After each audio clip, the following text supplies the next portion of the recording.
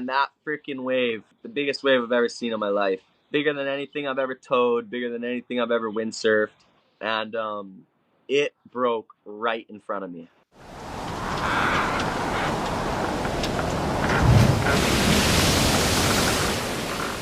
Welcome back to A Classic. Today we got a special guest, multi-time world champion waterman, Olympic Pan Am gold medalist, and published author and environmental activist with a mission to inspire purpose and stewardship for the ocean, Mr. Zane Kekoa Schweitzer. Thanks for coming on, man. Right on, Jack. Thanks for having me. Heard a lot of really good things about you, and I'm really stoked for this conversation, man. So let's get right into it. What was it like growing up in Maui, and how did that sort of shape you becoming a waterman? Yeah, so growing up on Maui, we definitely have a unique environment and community that's, thrives around the wind and the waves. We have so much wind on this island. It's hard to just be a core surfer. There's really not too many excellent spots on the island, regardless of the wind.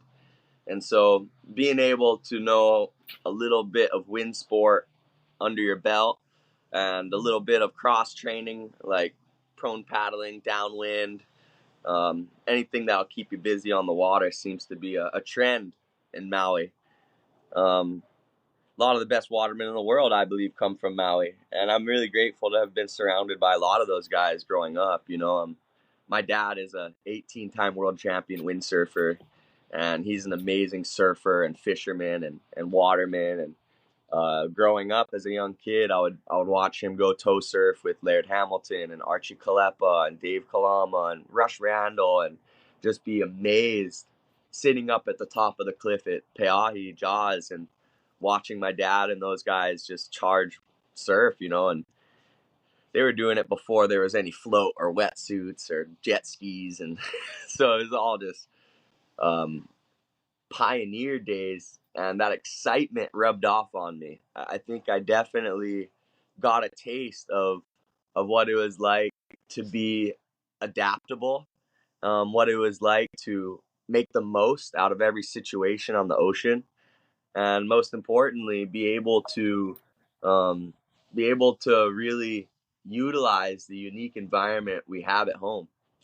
And so canoe paddling, windsurfing, surfing, these are just a few things that I picked up before I could remember. And fortunately enough, my family and my mom and dad, because they were both professional athletes, they encouraged me to follow my passions. And a huge part of, I would say a large part of my success I owe to those around me who encouraged me to follow my desire in the ocean, my passion in sport.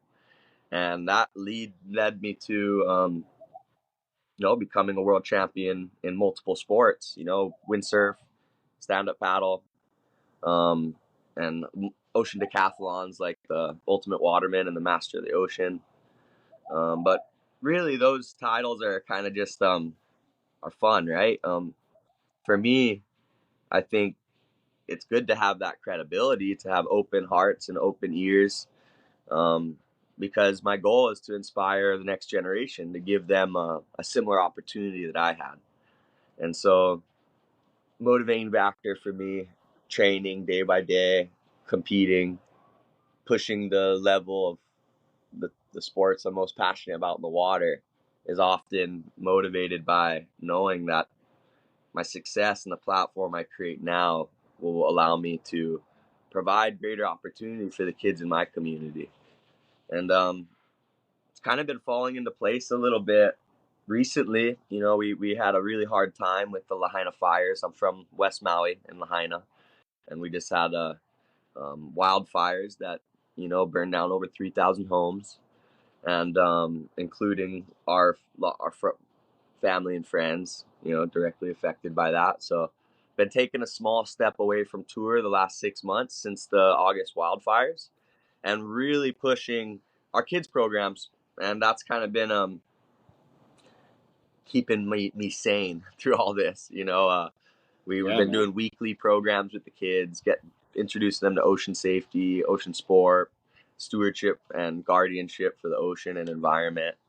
And yeah, there's no more schools on West Maui or kids programs, so it was a need that we saw, and it's always been a dream of mine to start an ocean academy here over the last 13 years since we started the Kahaku Kahi Foundation. That's awesome, man. The goal is to create almost like what Australia has, you know, with the surf life rescue nippers. You know, I was really inspired by that as a young kid, and want to be able to introduce something like that on Maui. And we've been proposing in and out of legislature and the county to make that happen, and we're making a lot of traction. So hopefully into 2025, we'll be leading the Ocean Academy and continuing the world tour and chasing big surf and, you know, just keeping the dream alive. Yeah. So what was that like starting up a nonprofit? A lot of work, huh? You can imagine. I can only imagine.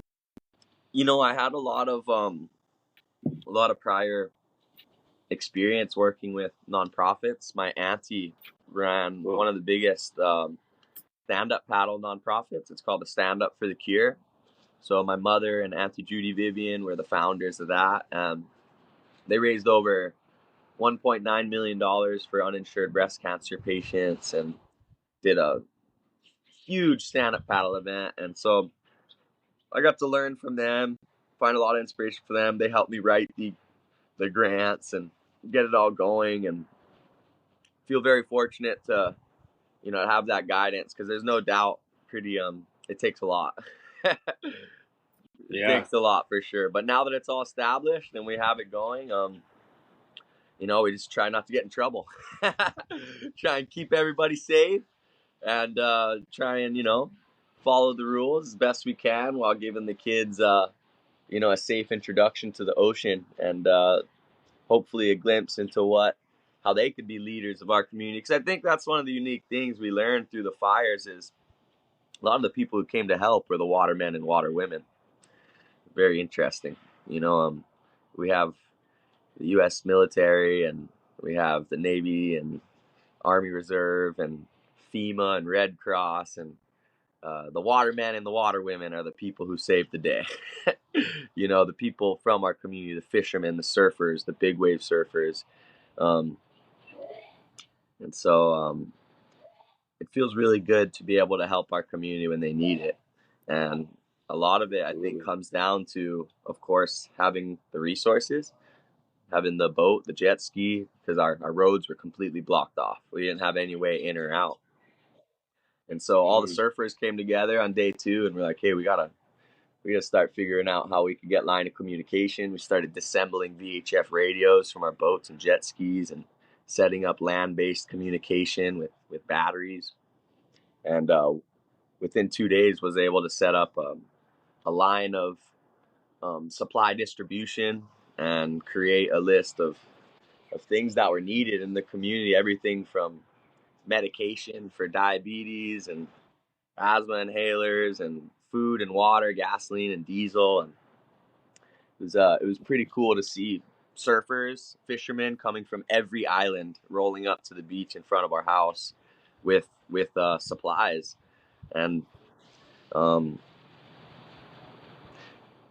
you know, I think surfers and watermen, we have a different way of looking at the world, a different way of collecting information from our surrounding environment. We're constantly challenged to adapt with our ever-changing surroundings. And because of that, we're able to pick up on a lot of information in a short period of time, and be able to make choices under pressure through times of chaos. And that right there, I think, is a very powerful trait for a leader. And we saw that in our community through the devastating Lahaina fires. Was, you know, it's not always the people you would expect to come and provide security and comfort.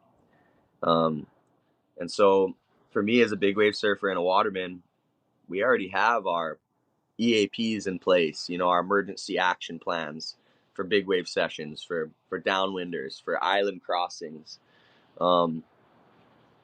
We have our team and our boats and our jet skis that we were able to kind of just changed that EAP a little bit to accommodate, instead of big wave surf zone safety zones and pickup zones and everything, we're now considering, pick up and drop off locations, supply distribution, and how we could kind of play a role. And that lasted about 3 weeks, 18 days, until someone came to knock on our doors asking if we had help. And no internet, no cell phone service between then. So this is just neighbors and friends and fellow watermen just putting everything together, putting the EAPs together. Yeah, that's it, man. That's incredible, man. Yeah, and now we're taking a little bit of a step back from the everything going on and focusing on the kids program. So my next event that I have coming up isn't until the end of March. So I have a little more time on my schedule, made a little bit more of my time on my schedule this year to be home. I have an 8-month-old son too, so that's been super exciting. Yeah, congratulations, man. How has that been translating from, you were saying what, 6 to 8 months or 8 to 10 months of full-time travel and competition to fatherhood? How's that? Well, I was planning on slowing down a little bit, spending more time training and being productive at home for my sponsors with my son. But with the fire, it definitely further changed the priorities quite a bit. So probably going to continue back onto tour in 2025 a lot more. But in previous years, I was away 6 to 8 months out of the year. And so now I'm definitely excited to spend more time home, because not only is it the place I get to spend with my family, but it's also, out of all the places I've been, man, there's nowhere else I like training than home. I get bored pretty easily with the normal routine of surfing. And so I love to be able to mix it up and, go windsurf and downwind foil, and feel like this is such a great community for a waterman. So I'm really excited to spend more time home this year, and going to be doing a lot more storytelling, a lot more content, and hopefully more big wave surfing. That's my big transition I'm looking forward to. Yeah, man. How was the season this year over in Maui for big waves? I know here in California Mavericks we had some big swells early on, but a lot of storms and just kind of El Nino. I didn't feel delivered quite as much as we were hoping, but that's Mother Nature, and that's how it goes, right? That's it, man. Yeah, I'm sure you guys had that hype felt as well for El Nino this year, and the best ever. Or something like that, That's what we kept hearing. But there was no shortage of rain and wind, a lot of storm surf. I was able to get 3 sessions in at Pe'ahi this winter, all tow surf. Okay. There wasn't much clean days for paddling. But that is what it is. We have had no shortage of good action for wind sports, because we've had nuclear winds like all winter, and very odd weather patterns. We've had a lot of our normal wind pattern in Hawaii is the northeast trades, and we've been getting so much westerly winds and southerly winds. And so there's been places that have been opening up this winter that are super unique. You don't normally get to score those spots. So that's been the highlight of my winter, I think, when it comes to ocean sports, is, being able to surf some unique spots with some very unique conditions. And, of course, navigating victory at sea is always fun. Yeah. Has that opened up some different passings too, with westerly winds being able to cross different passes as opposed to, your typical downwind run? Yeah, totally.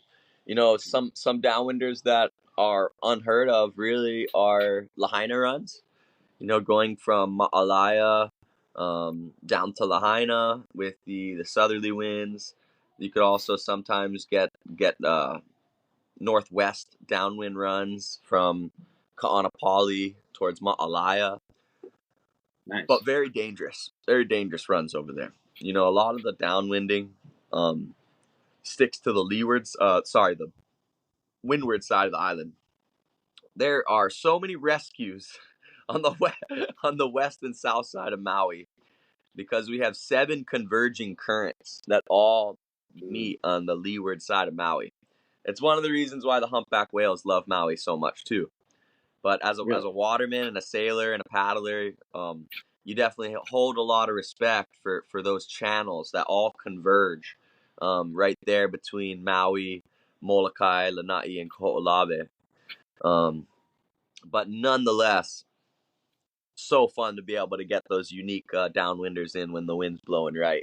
Just got to have a good plan in place because there's a lot less people around and a lot more current ready to pull you to Tahiti.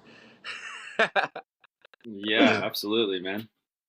So what are your what's a standard EAP look like for a downwinder like that? Do you have a boat? You got a jet ski? You got a big always group of trying people to you have do it with? buddy system. That's a big thing because no matter how good the EAP is, there's not much you could do by yourself if shit hits the fan. So try and always work with one other person on the water. We usually will have a pretty good idea of how to communicate with the various lifeguard stations along the way. Usually I bring an iWatch, bring an EPIRB or a VHF radio, depending on the conditions and the what's necessary for the day.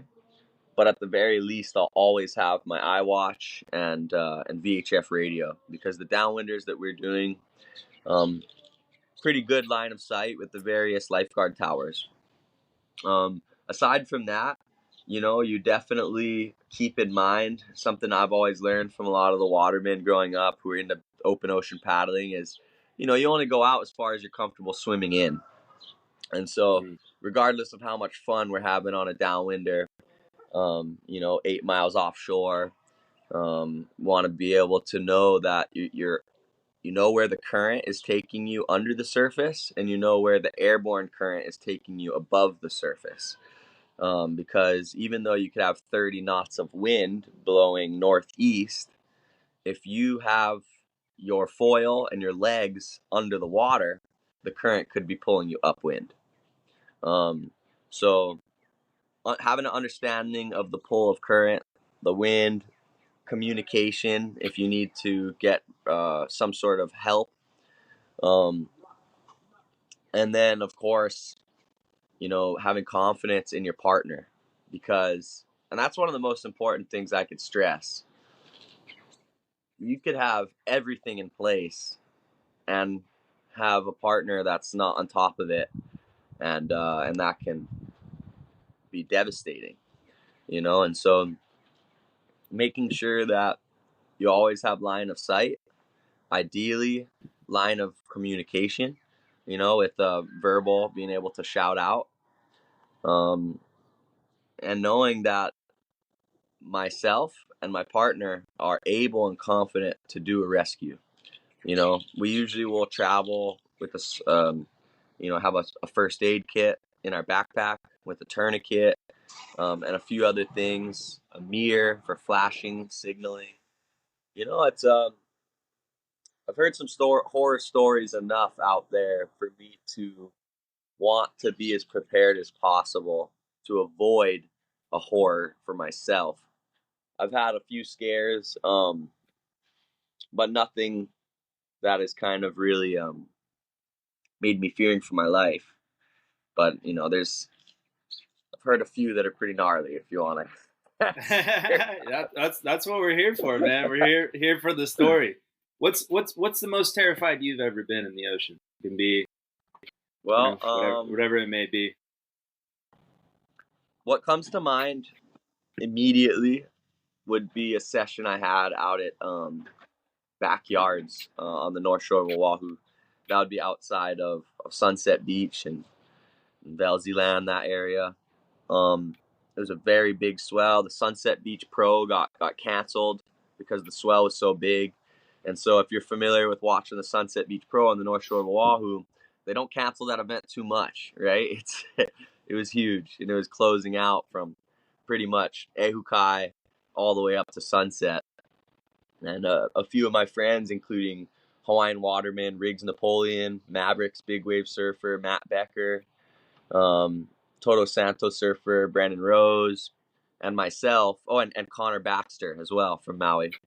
So the 5 of us decided we were gonna go get some training in and push ourselves. You know, we're all used to surfing jaws and big waves, and we were on the North Shore, and everyone's pulling out. We're like, okay, let's go play around. Let's go show these guys that we can have fun and victory at sea. And we had some great surf, like super long rides, like from way up high towards Velziland all the way, just getting log rides. But there was at one point in the session where we're like laughing, having so much fun, and then we look out to the horizon and we just start paddling. And I've never seen so many waves stacking up behind themselves, where the one behind it seems bigger and standing to the sky even more. And it was like, as far as you could see, can't even see the horizon, just one after another stacking up. And right away we're like, okay, here we go, boys, kind of looking at each other. You ready? We're gonna take some on the head. You know, no reason to fight out through this. And you know, we were catching lickings, and the youngest of us at the time, we were all teenagers at that time, and my friend Riggs Napoleon couldn't have been older than 15 years old. And we're talking 18-foot Hawaiian plus, you know, big surf. And Riggs Napoleon broke his leash. No float. None of us had any float.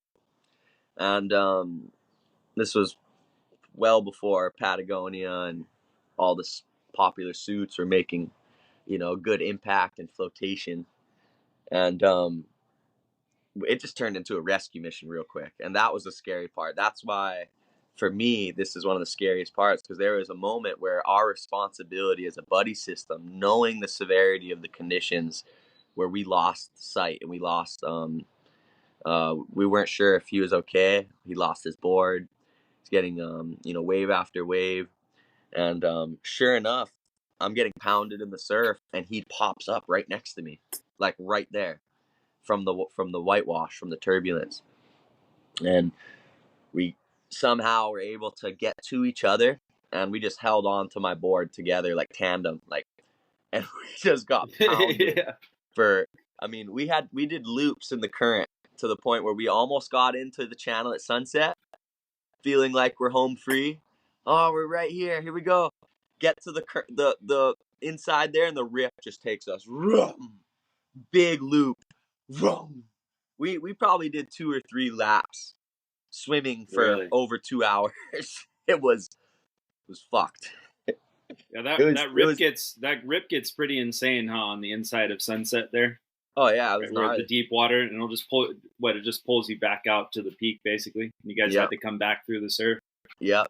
And so we went through the merry-go-round and did the laps in the current. And you know, there's times I've had in the ocean that could have potentially been scarier for my own safety, but that stands out to me as one of the more scary times I've had in the ocean, knowing that, you know, my good friend and, you know, one of my best friends, you know, we lost him for a second, wasn't sure, you know, where he was. And, you know, I think for me, it's times where the people we're responsible for are going to be in a dangerous position.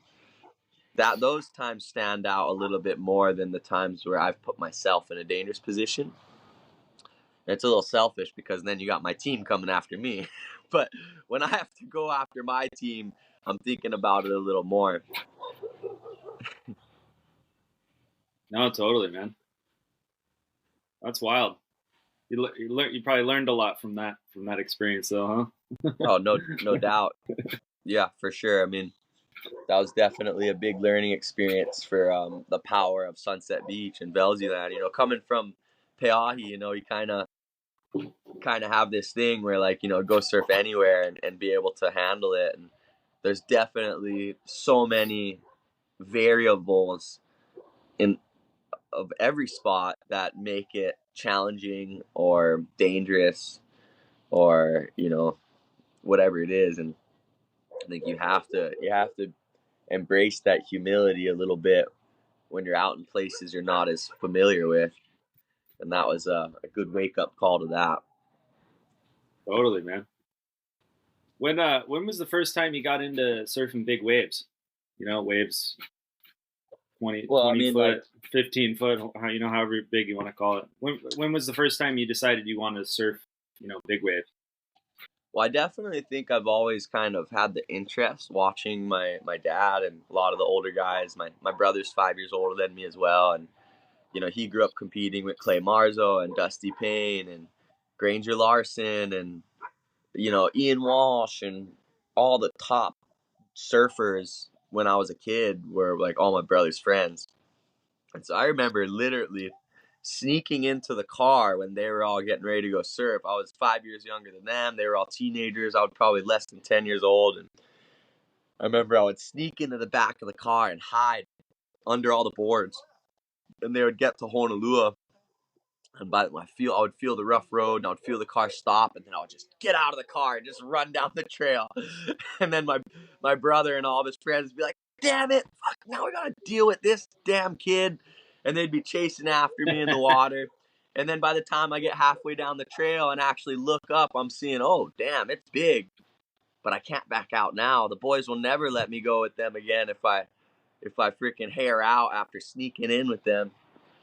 And so I remember that day was a big turning point for me. I was probably like, I don't know, like probably no more than 10 years old. And it wasn't a huge day by any means, but for me, it felt big, you know?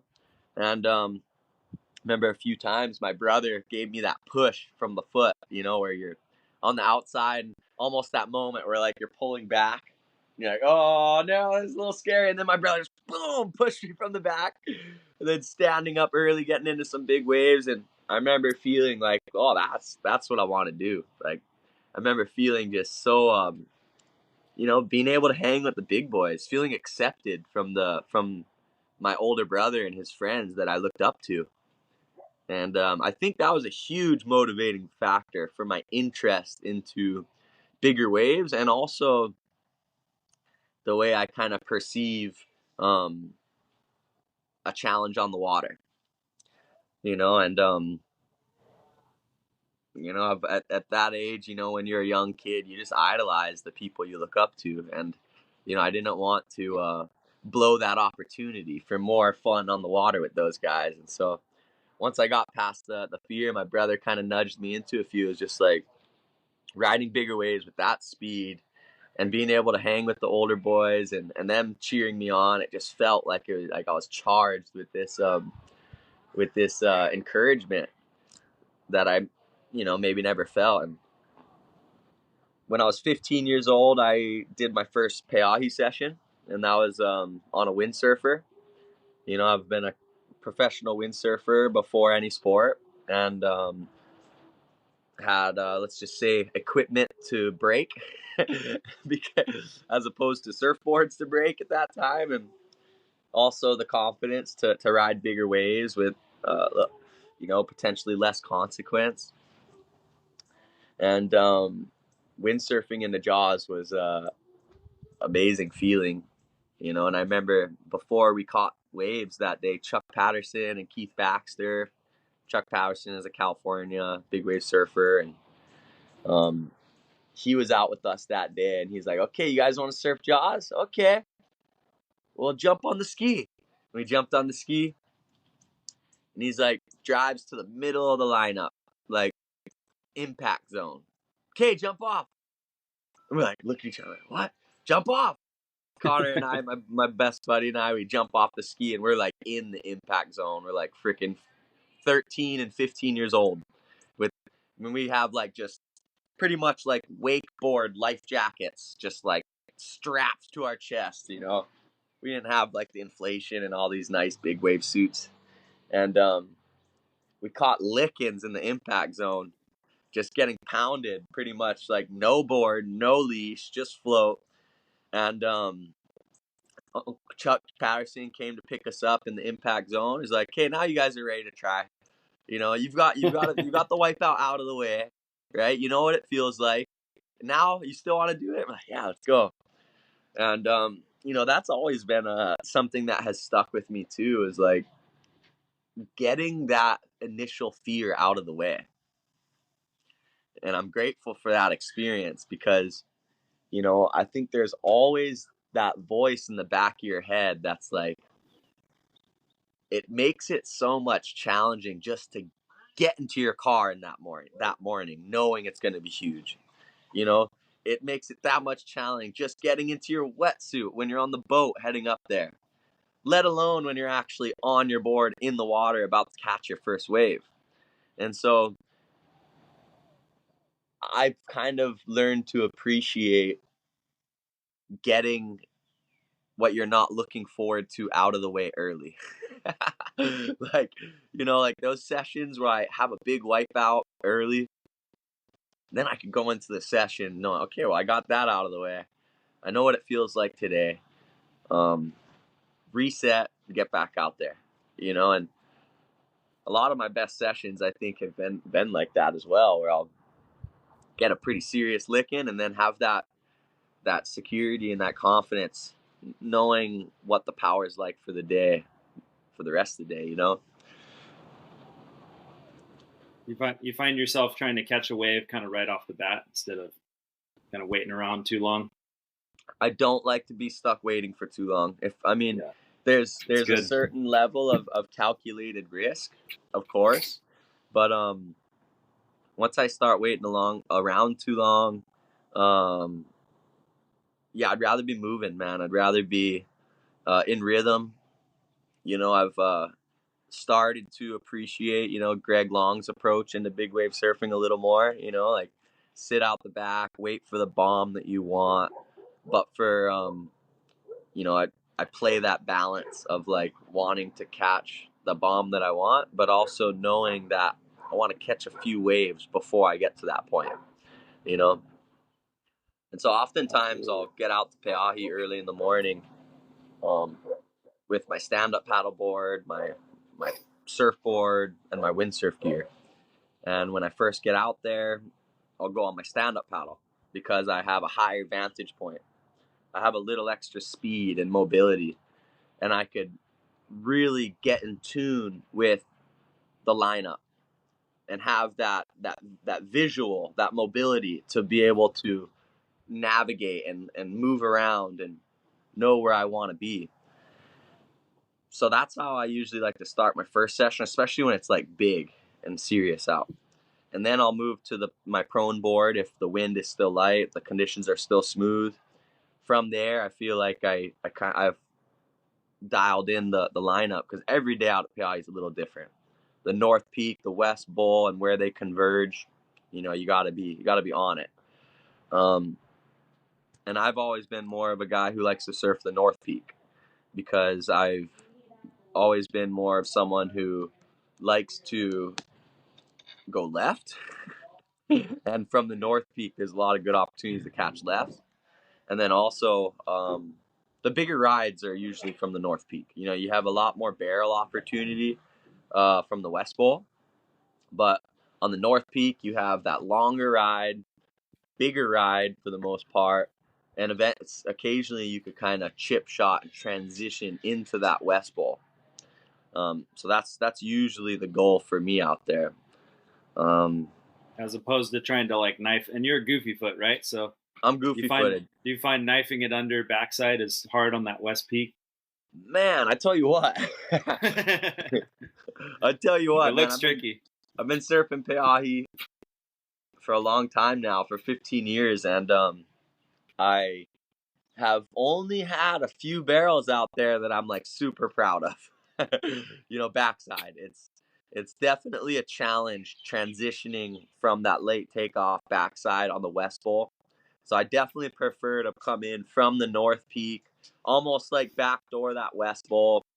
Yeah, there's no doubt that I feel like I've been able to improve my equipment and to assist with those late takeoffs. I was riding 10.6s for almost 8 years out at Pe'ahi. And now I'm riding 9.4, 9.2, even 8.6 at times.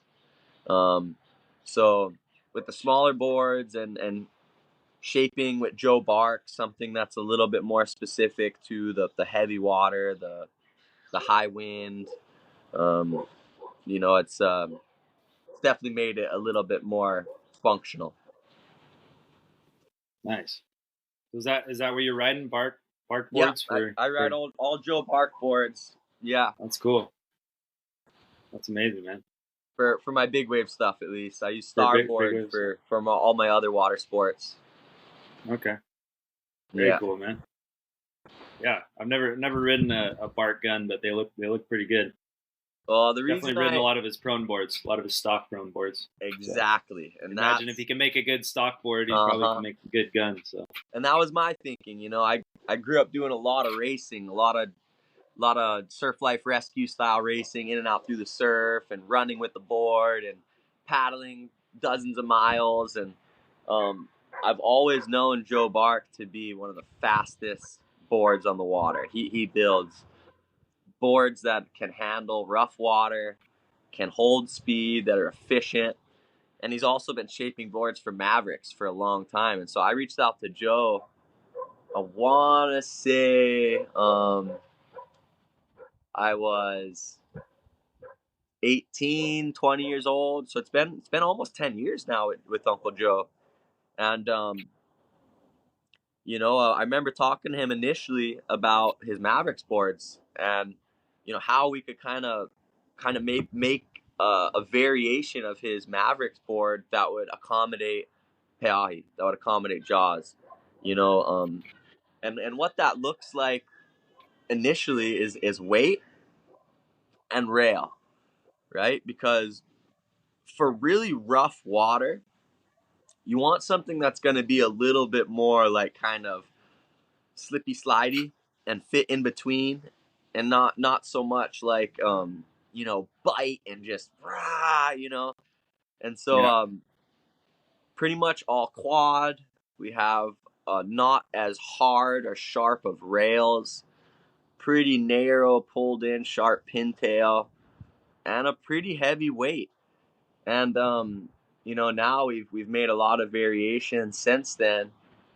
But I love his boards. I love being able to just paddle them, man. I mean, I'll do training runs on flat days, just paddling those boards, keeping up, staying fit, staying busy. That's cool. You go paddle with the gun, do like a little downwind run with the gun. Oh yeah, for sure. That's good, man. I think that's important, huh? To train on the equipment you're going to use, as opposed to just surfing and then all of a sudden the waves get big and you're getting on your gun. Yeah, you're like not quite comfortable with it. Yeah. Yeah, it's not the best feeling when you're like about to surf the most heavy session of your life and you're like, I wonder if these fins work. Yeah. do these fins work? Do they not work? So what sort of quads are you riding? Are you riding the I know Kai Lenny's been messing around with some new style quads. I'm just curious. Yeah, I've really enjoyed the Maui Fin Company fins. They have a Kai Lenny Pro model for Jaws that has a more upright shape, and I've kind of just been using those for the most part. And similar size too, right? Instead of having the two different sizes, they're pretty similar in size, right? Both sets of quads, the front and back. Well, it's actually opposite from what you would normally see. And so in the windsurf world, a lot of the windsurf boards, because we have higher speed and we're navigating less surface area of board on the water, because we're planing at a high speed, we're like so much time in air, and only the back fourth of the board is like kind of planing on the water when you're moving fast in rough water. And so windsurf design has moved more toward larger rear fin, smaller front fin, with a more upright rake. And so the Kailani MFC fin, I would imagine, brought a lot of inspiration from windsurfing, because Keith Tabul and the Maui Fin Company team, they started as windsurf fins, right? And they're all professional windsurfers, those guys, including Kai Lenny. And so being able to take that experience and that knowledge from another sport and intertwine it with another craft that has a very similar very similar thing going on, where you have a lot more rough water, you have higher speed, and you may want to take away from a windsurf board in those conditions at those speeds. And so the fins are also more symmetrical in the foil itself, which plays a pretty big role. More smaller wave fins, if you look close at them, they'll have a big cant. They'll have a single foil on one side and a little concave on the other. That's not what you want for big wave riding. Big wave riding, you want something a little bit more directional, straight line towards the nose. You want something a little bit more upright, and you want something with a symmetrical double foil almost. And what that does, it just allows for the water to wrap around those fins at higher speed with more control and more stability. I think everybody uses different fins, and I'm not sure if it's because they get a better deal on one or the other. Yeah. Yeah, exactly, right? But I know Fins that get expensive. yeah, that plays into the equation for me at times as well. But Yeah. um, Well, I just think it's really interesting that, a lot of the, design in big waves a lot of it is stemming back to this waterman lifestyle, right? Of like windsurfing and kite surfing and Yep. taking these different sports into equation instead of just being a surfer, Yep, just surfing all the time. totally. So I think that's pretty cool. And there's something to be said about the community of watermen versus core surfers. And being someone who has been immersed in both worlds, I would way rather be considered a kook surfer than a serious surfer. And I'm sure there's some people like, oh, fuck this guy. Yeah. Well, there's just times where it's like I go out surfing with friends who are very set in their own way on what they want to ride and how they want to ride, and go to the beach with them some days, and they just not as excited to get out in the water, not motivated to have fun for that day. And I think it plays a huge role for your overall mental health, knowing that you could walk up to the beach and adapt freely with those conditions, knowing that you're going to have a great time, knowing that you're going to improve on your strength, knowing that you're going to improve on your ocean reading abilities, And so there's many times where I'll roll up to the beach and I'm looking at it thinking, this looks so shit for shortboarding.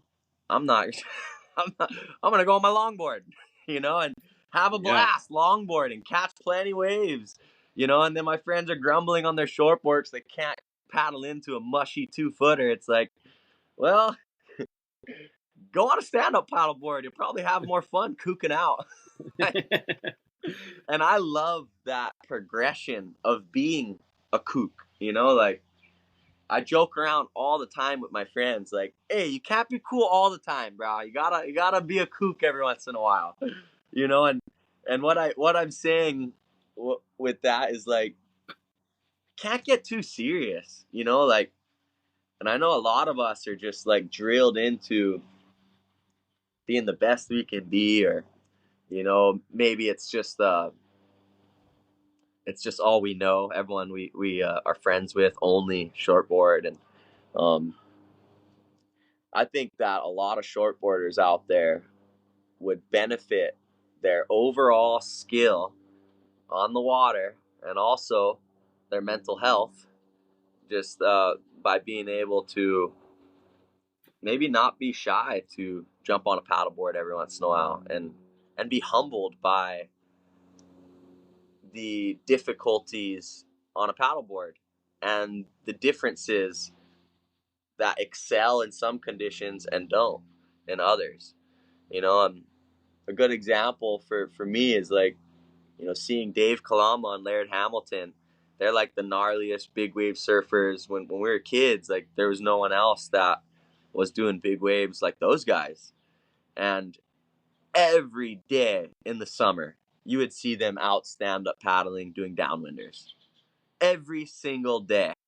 And you would be like, some of us surfers would be like, oh, look at those fucking kooks paddling out in the friggin' flat water out there. What are they doing? Just like, brr. Little do you know, you put yourself in their shoes, you got 15-foot differences of crest and trough, and there's non-stop waves hitting you from the back, relentless with no breaks and no time to catch your breath. The only option is move with the water, move with the wind, go with that flow.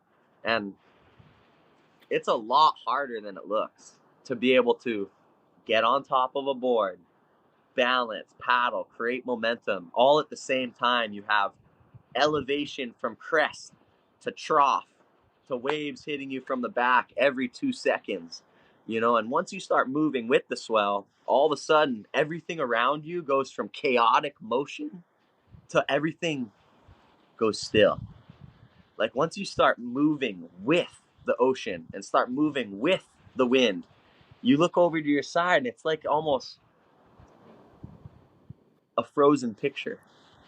It's like everything is now moving with you and it makes it look like it's standing still in a way. Whereas if you're just sitting there and things are flying by you, it's chaotic. It's victory at sea. You barely even feel like you have time to get to your feet and paddle. And so I think not being shy to try something new, not being afraid to have your friends see you being a kook a little bit, because that's fun. Man, it's fun to feel progression. And there's no other way to feel progression than doing something you're not confident at, doing something you're not as skilled at. And I definitely believe it opens up different pathways in our brain that will help us to excel in the things we do focus on. I don't take it from me though. Like I agree 100%, man. Yeah. No, this is all every amazing. coach my entire life has told me to stop windsurfing and stop paddleboarding and stop hydrofoiling. Focus on shortboarding. Just focus on shortboarding. You could be the best in the world on the WSL if you just focus. And like, tell you what, that doesn't sound as fun at all. Right? You're like, no, I'm good.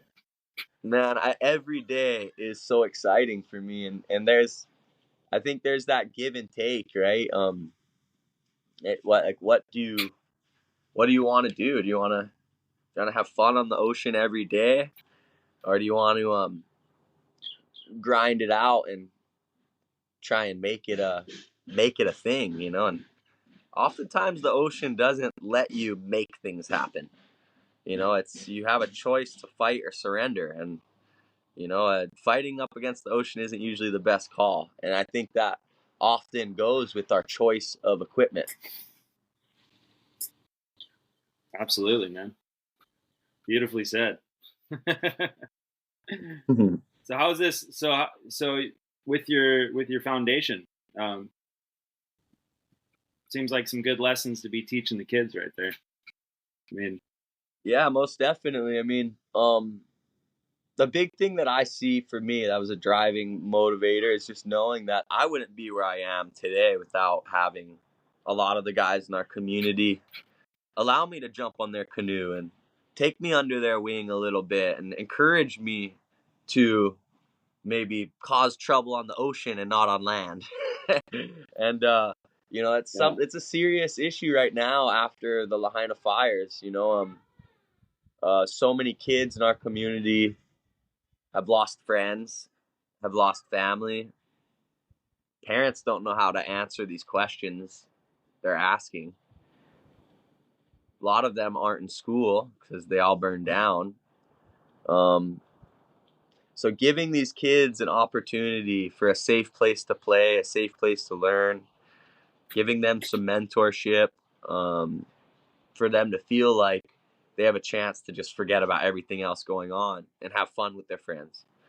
That's the general side of it, right? We want to accommodate the mental health right now, and the mental health not just for kids but also for the parents and for the families. But diving a little deeper into it, we have the second highest fatality rate in the United States for drownings in the state of Hawaii. And that's not including visitors. That's residential count. That doesn't seem right to me. As a state with the that takes pride in having surfing and canoe paddling being our state sport, that just doesn't seem right to me. And so the reason is everyone's been caught up in trying to pay for a lifestyle that Maui demands. And parents don't have as much time to take kids to the beach. And there might not be as much financial opportunity to afford a board or a canoe or a windsurfer. And so, sadly enough, the lifestyle of a Hawaiian waterman is dying. You know, as much as you want to see it thriving with guys like Kai Lenny and myself coming from Maui and continuing to follow their passions as an overall waterman, you know, times are definitely changing a little bit as far as what's accepted and what's possible. Um, and so I don't want all these kids to feel like they never had the ocean in their life, because to me, I look out to the ocean and I see a playground. I see a place of refuge. It's my church, and it's open 24 hours a day, 7 days a week. And if it wasn't for that escape, that or that grounding environment, I don't know where I would be. I mean, I got a family that loves me. I got a community that cares for me. And still, I can't imagine where I would be without that environment and without that thing on the back of my mind keeping me busy, you know? Um, and so inspiring the kids to not only be confident in the ocean, knowing basic ocean safety, knowing how to navigate and swim confidently, giving them a canoe, a surfboard, a windsurfer to get their basic foundation on, you know, all of a sudden this whole new world of opportunities open up for them, you know, like now they're having fun at the beach with other kids, and their parents aren't as stressed because they know how to rescue each other, and they all are CPR certified, and they're all doing our own version of the big wave risk assessment, and the lessons intertwined into um, the importance of EAP and being mindful of our surroundings. Um, and at the end of the day, this isn't just accommodating a short term thing that we have now where there's no schools and programs, but it's also accommodating the fact that we're shaping the leaders of our community for the next generation. And if it wasn't, you know, at the end of the day, a lot of us are pushed to fold towels and make mixed drinks. It's just how it is. You know, a lot of pro surfers who are amazing names that you might have heard of. You'd be surprised how many of those guys are making mixed drinks and folding towels for tourists every day, you know? And it's something that we have to learn to live with in a state that values tourism over residents. And it's a harsh reality, but we can't let the values of the Hawaiian waterman lifestyle fade away just because of financial situation with families. And so providing transportation, after school programs, public events, gives us an opportunity to expose these kids and give their families a sense of trust in our programs and in this community. So the Kahakukahi Foundation and our Ocean Academy, is set to be able to be a place the kids call their home and their playground, their school. Beautiful, man. Really good stuff. Yeah. Well, definitely anyone out there listening to this, check them out. Kahi Foundation. Yeah, it's a tough one to pronounce, but you can also check out my Instagram, Zaniac1, and Kahakukahi. Kahakukahi, and that translates to the first rising breath. Rising breath. Yeah. So that's a little bit of background for that would be the migration of humpback whales in West Maui. We have the largest humpback whale migration in Lahaina, and when the mothers give birth over here, they bring their child to the surface, and if they weren't able to lift their calf to the surface for their first breath, they would die. They wouldn't make it through life. And so in many ways, that's the elders of our community being able to pass down the torch and uplift the next generation, so they have everything they need to keep the Hawaiian waterman lifestyle alive. Absolutely, man. Let's talk about a little bit about the ultimate waterman.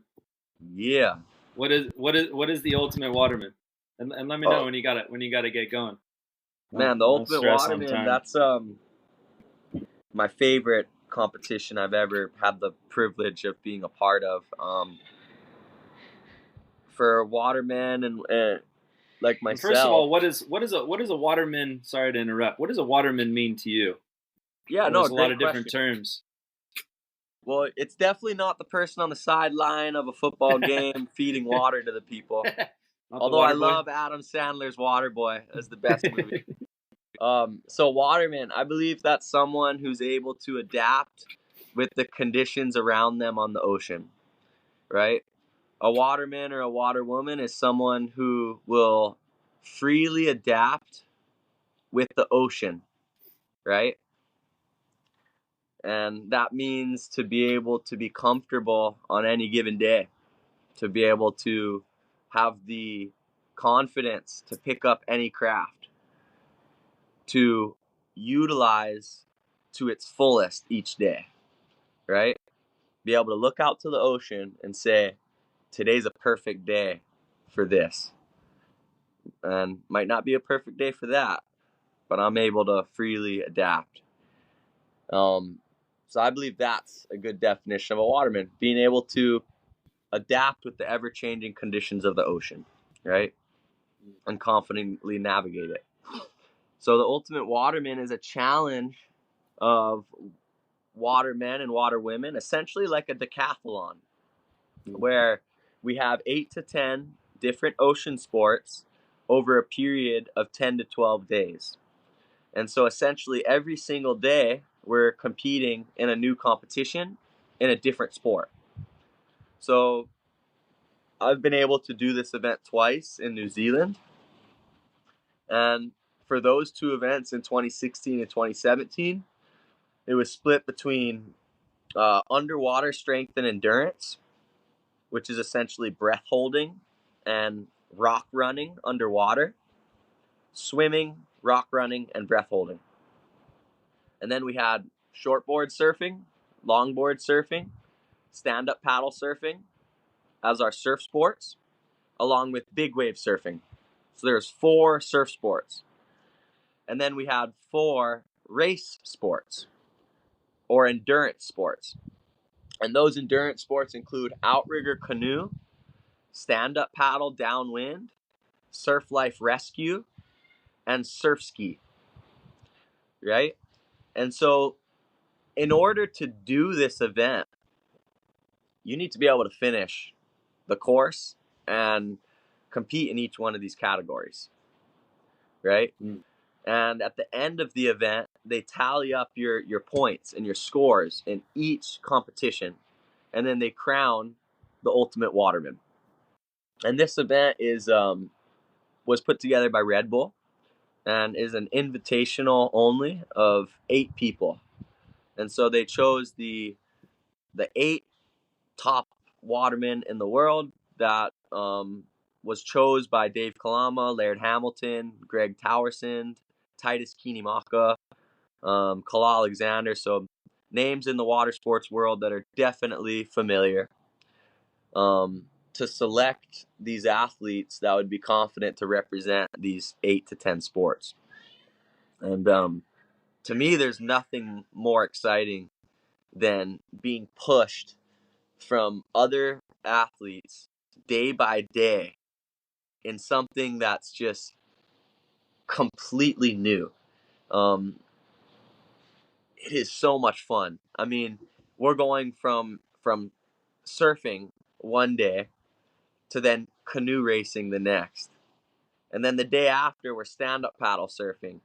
And by day 3 or 4, you got some people saying, "Oh man, I'm maybe feeling my shoulder a little bit." You're like, "Yeah, well, buckle up, baby. We got 5 more days of action." And so it's a true test of not only your skill and confidence as a waterman, but it's also a true test of fitness and endurance and mental and physical capabilities. Amazing, man. Yeah, man, that event was is so much When was that event? A few years ago? yeah, that was 2016 and 2017 was Nice. the 2017 was the last year they ran it. So they And it haven't looks run like, one in a while. yeah, they haven't run one since 2017. It was a from what I understand, it was a fairly big budget because every Yeah. location, every event was in a different location. Um, and so they've been Yeah. getting the momentum built again for March of 2025.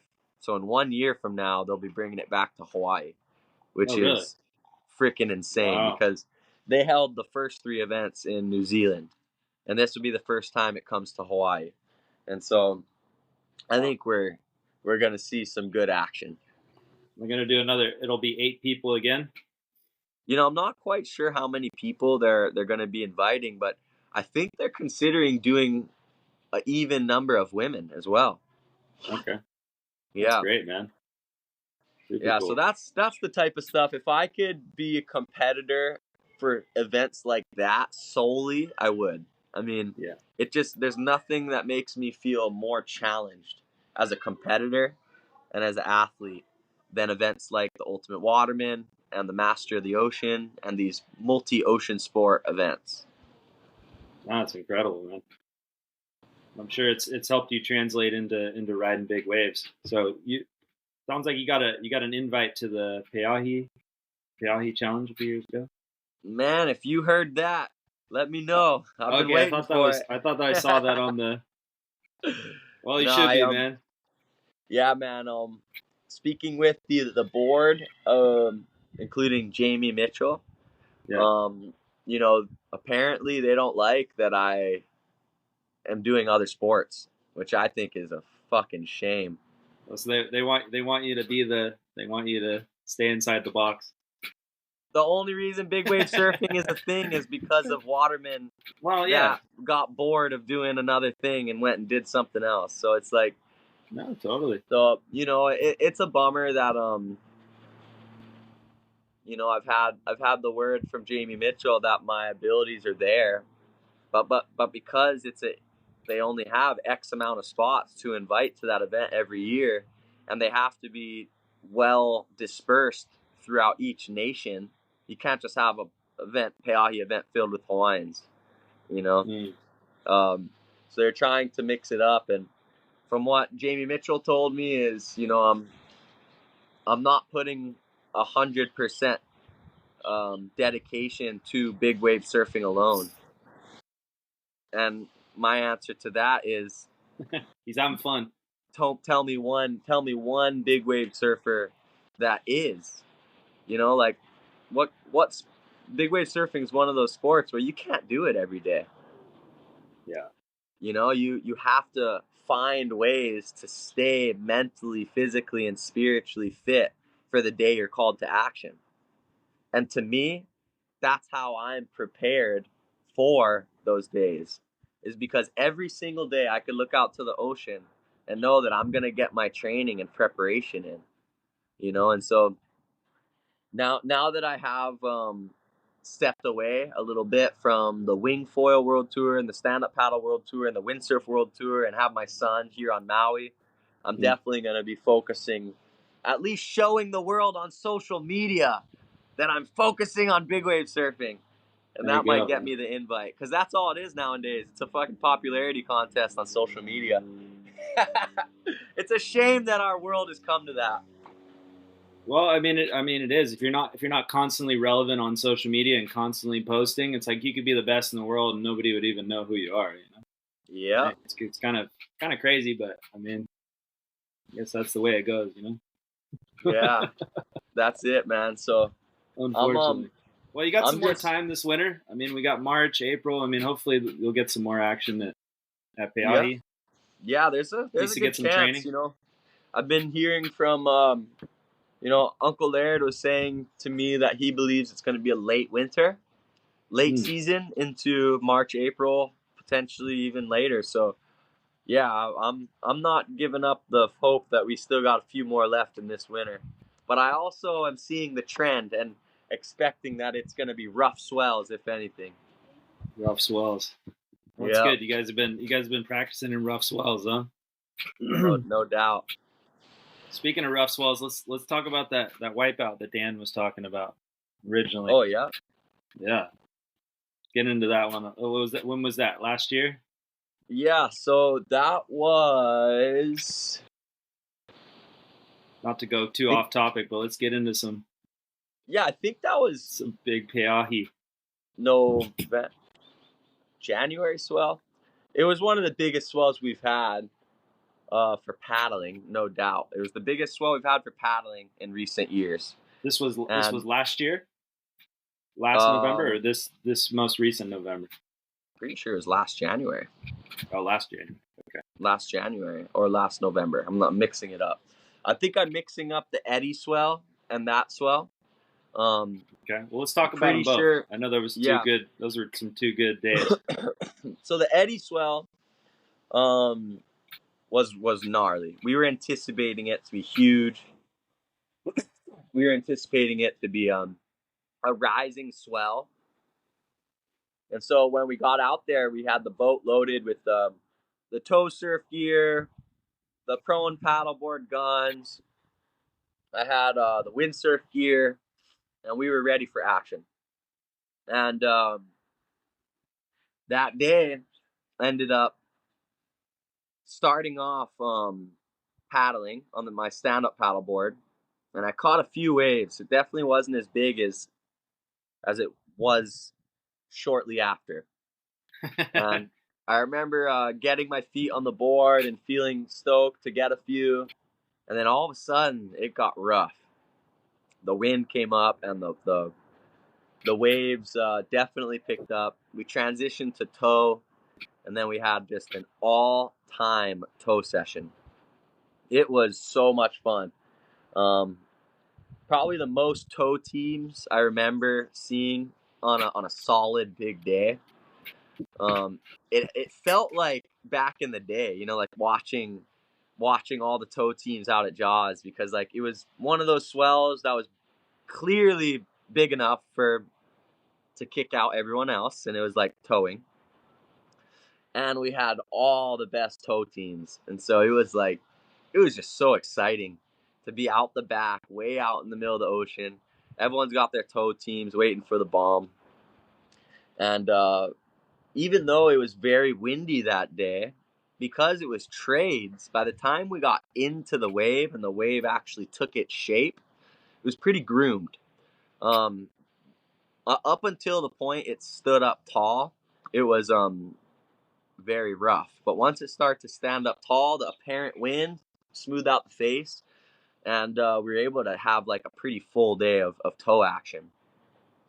A little bit later, some of the tow teams started to get tired, and we transitioned to windsurf and got the windsurfer rigged and caught some bombs windsurfing. And I caught the biggest wave of the year for windsurfing and won the Big Wave Award for windsurfing, which was really cool and unexpected. I wasn't really like planning on that. It just kind of got windy and towing wasn't as much fun. So I threw the windsurfer on and caught a few bombs, and it turned out to be a good one.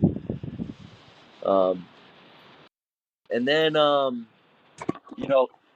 excuse me, phone dropped there. You're good, man.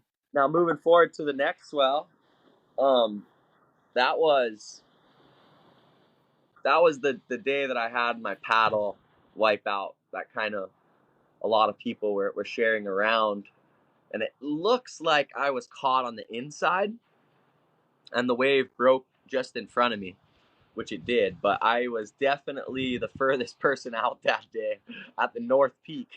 Really? So that wasn't an inside. You weren't caught inside there. You were that was caught not outside. An insider. Yeah, everyone. Some people were commenting like, "Oh, I shouldn't be on the inside," and it's like, dude, Sean Lopez and I were the only two people on the North Peak that day, and Sean Lopez was out more so in position for a left, a little further deeper to the left, and I was a little bit more in position to catch a right and chip shot towards the channel from the North Peak. And I knew I was going to catch the biggest wave of my life that day. You know, I was ready for it. I had my 10-10. That's pretty much the biggest board I would choose to ride. I wouldn't want to go any bigger than that, 10-10. And I was out the back, being very patient, trying not to exhaust myself at all, and just especially knowing that the swell was on the rise and it was still early in the day, which is always a little nerve-wracking, right? When you're first thing in the day, it's already serious, and you know it's a rising swell. Okay, so I was already out the back considering that there's going to be bigger waves coming, and I was waiting for them. And I remember thinking, okay, maybe I should go in. I've been sitting out here for a bit and not catching much, you know? Shortly after, some sets started to come in. And when I saw them from the horizon, I immediately knew I was a little too far in, even though I was outside on the North Peak. So I started paddling, and shortly after I realized this wave is standing up way outside. And I had to make the choice in my head whether I'm going to continue to fight, or whether I'm going to surrender. And in that moment, it was very clear to me. There wasn't much mental effort to it. It was just the only choice I had in order to get out of a very serious situation. And I knew that I needed to slow my heart down. I wasn't going to escape the situation. So I put my head down and I changed my cadence from fighting for my life to get to the outside to just paddling slowly, keeping my momentum, head down, forehead to the board. I didn't even want to look at it because that might change my mental state or my heart. And so I'm just focusing on my breath, slowly paddling. I look up and I look right back down. I'm like, oh, fuck that. It's not good. You know, I had a few moments to catch myself, and I'm grateful I did. You know, just focus on slowing myself down, you know, and taking that breath. And I had the moment where I knew the wave was coming, and I looked up again. I'm like, okay, this is it. I took a few strong strokes in order to build my momentum and stand up on my board, right? Because with a little bit of forward momentum, your balance is always easier, right? Mm. And so I took a few strokes to get my forward momentum. I stood up on the board, and that freaking wave, the biggest wave I've ever seen in my life, bigger than anything I've ever towed, bigger than anything I've ever windsurfed, and it broke right in front of me. And I remember just standing for a moment and diving down off to the side in order to penetrate the surface of the water, because I didn't want to get caught between the surface tension of the surface of the water and the breaking wave. As you know, there's that little point of no give between the surface and the wave. And so the deeper you get under the surface, considerably less impact, right? So that was my plan. I dove off the board. I had all this float, right? So I wasn't able to swim down, but I broke the surface. I got a few feet under. And when the wave hit me, it was so violent. Violent is the word I could think of. It just ragdolled me so freaking hard, and my leash broke immediately. The kind Peahi leash just bink, right away. Not even a second. It was like, Gone. and I felt myself get slammed, and then I got shot up like a catapult. I don't know how it happened, but that's what it felt like. And I don't know if then it broke so close in front of me that I think when the wave broke, it like kind of scooped me and shot me out. Mm. And so I went from diving down, breaking the surface, to all of a sudden just getting boom, just shot up and feeling Wow. weightless in the foam. Like all foamy water, all aerated, but feeling weightless. And then all of a sudden just and I got dragged so far in, and I'm not gonna lie, I was pulling up, down, side. I was pulling every one of my Yeah. inflations. You know, I was like, freaking just give it all. And I got ripped all the way in so far by one wave. I remember coming up and thinking, holy shit. I just traveled like over 100 yards underwater. I went from the outside of the North Peak to well inside the impact zone of the West Bowl. Mm. So Almost it did pull you towards the channel, not the other way towards the yes. left. Yeah, So that was pretty fortunate, huh? Very fortunate. As we know, that right side when you're looking at the wave is not a good area to get caught, huh? I was very fortunate to be pushed in towards the rocks and the channel and not towards the point. Mm. But you know, coming up from that wipeout, I was surprisingly calm. And that's probably why I was able to make it through that situation as well as I did. It was because I didn't have that point of panic. And I remember thinking, if it wasn't for my preparation of constantly being on the edge of the comfort zone, whether it's with my physical training or putting myself in uncomfortable situations in other sports on the ocean, I wouldn't have been able to control my heart, my breath, and the ability to surrender as well as I did. And I think that's one of the greatest skills of a big wave surfer is the ability to surrender and the ability to calm everything going on in the mind and have that directly translate to a slow heart rate.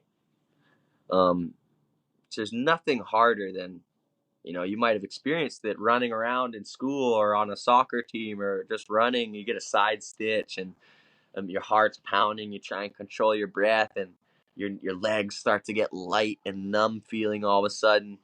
And it's like, in order to avoid that, it just takes constant exposure to that oh shit moment and pushing that boundary of oh shit a little further, a little further, a little further.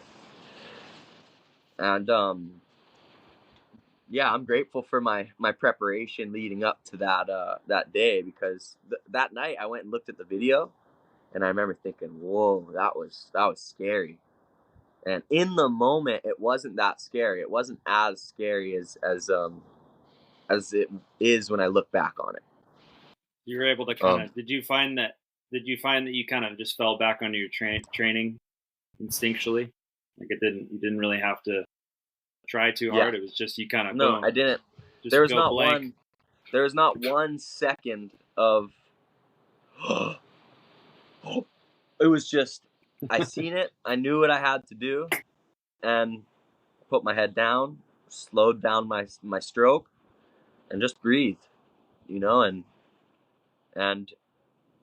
it was like this instinctual, just like, you could fight, you could run away, or you could just face your demons and try and stay calm, and I think that's always the right answer in the ocean. If you have a choice to fight or surrender, it's almost always surrender, I believe.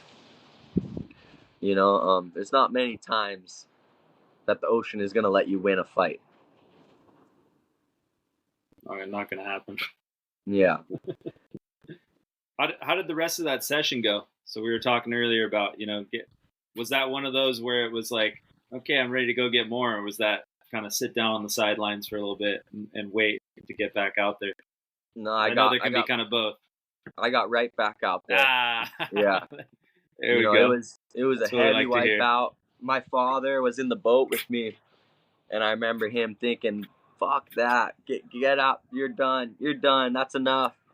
And I remember, throw me air cartridges, change them out, get right back out there. My brother blew them all. Did you pull them all? I pulled one. A couple of them at least. I think I pulled the front and the back on my right side. Okay. Because if you pull down, you get one cartridge on one side. If you pull up, it blasts both cartridges on one side. This is the Patagonia? Do you have a Patagonia vest? I use the Patagonia, yeah. Okay. I really like the Patagonia impact suit, and as well inflation suit. Nice. So that's cool, man. But yeah, that was definitely, even now looking back on it, it's like, fuck, that was a gnarly moment. But it's what we do in the moment that really kind of determines the outcome, right? And I transitioned to toe surfing after that, because that wave that hit me was the start of a completely new swell. It was like, after that wave, it was on, and it was one after another, and it was considerably bigger than the entire morning. It was everyone got cleaned up on those waves, and within 5 minutes, tow teams were assembled and guys were out towing. No one was no longer a paddle, a paddle swell. It was amazing how quick the sets just came in full force and didn't stop. It was nuts. Yeah, that's wild, man. Yeah, and so I got that board actually recovered the board that day.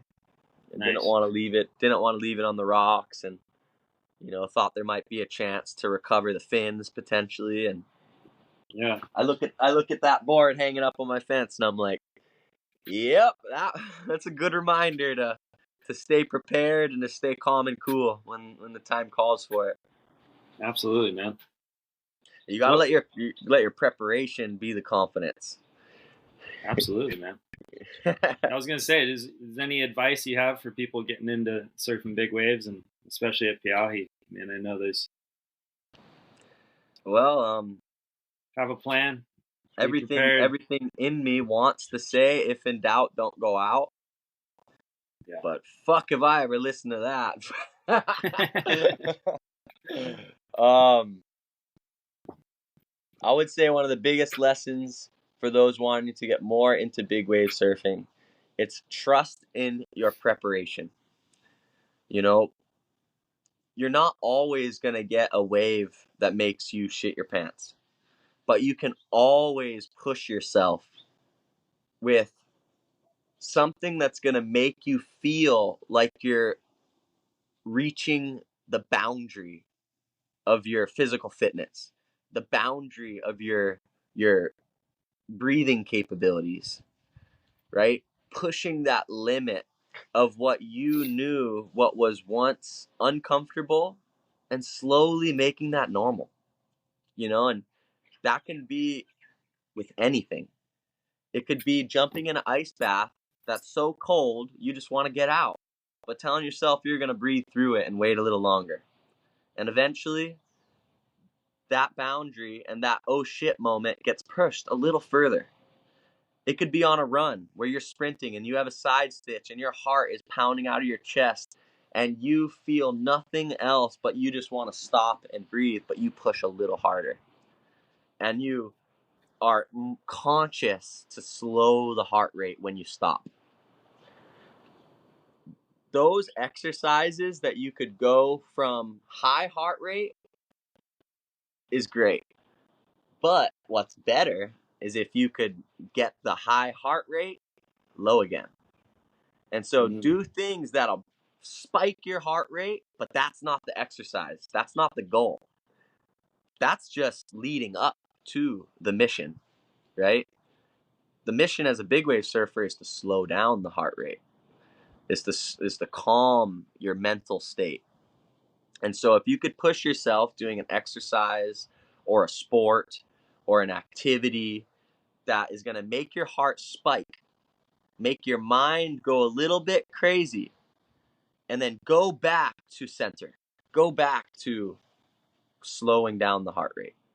That's the exercise. Being able to come back to normal, right? And I think that's truly a healthy cardiovascular system. Like being able to control your heart at a high rate, that's great. But being able to bring your heart back down with breath, that's like something that not everybody has control over. And for me, I'm someone who's constantly high rev, constantly pedal to the metal, constantly pushing myself to be in action, to be in motion. And so my training that I know is appropriate for myself may be completely different for you.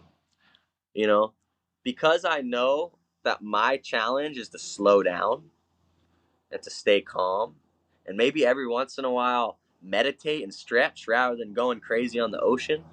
You know, because I know that's just me, I try and do training throughout my day, throughout my week that is going to bring me back to center, right? And so I think you also have to figure out what works best for yourself. Figure out what makes your mind tick, what makes your heart pump, right?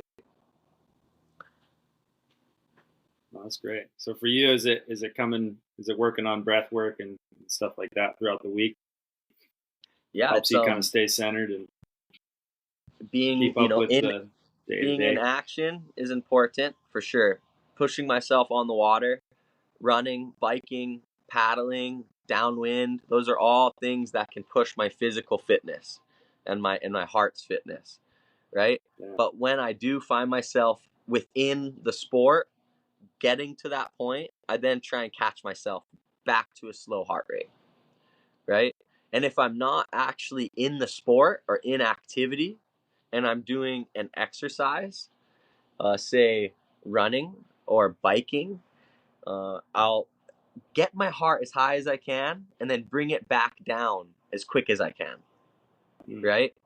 And so the faster you can bring your heart rate back to normal, that's a healthy heart. That's a very great utilization of our tool being breath and mental focus, right?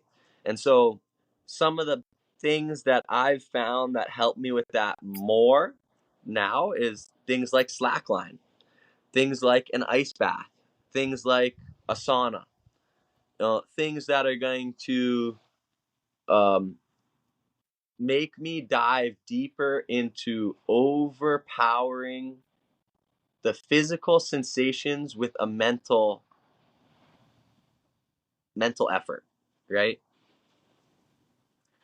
And a slackline and an ice bath and a sauna are great examples of that. You don't need to be an athlete to jump in a sauna or an ice bath and right away feel your heart go out of control, and feel your mind say, "Get me out of here. This is not what I'm built for." And those are the things that we want to be able to learn how to live in. Learn how to live in that. Learn how to be comfortable in that. And yeah, I think that's the basic. It might help if you're a good paddler and know how to stand up on your board too. That always might help. need those fundamentals to some extent. That's the funny part about big wave surfing. Yeah, you could be the best surfer in the world, but throw yourself in that lineup, tail between the legs, and that ain't good for anybody. Yeah, no, absolutely, man.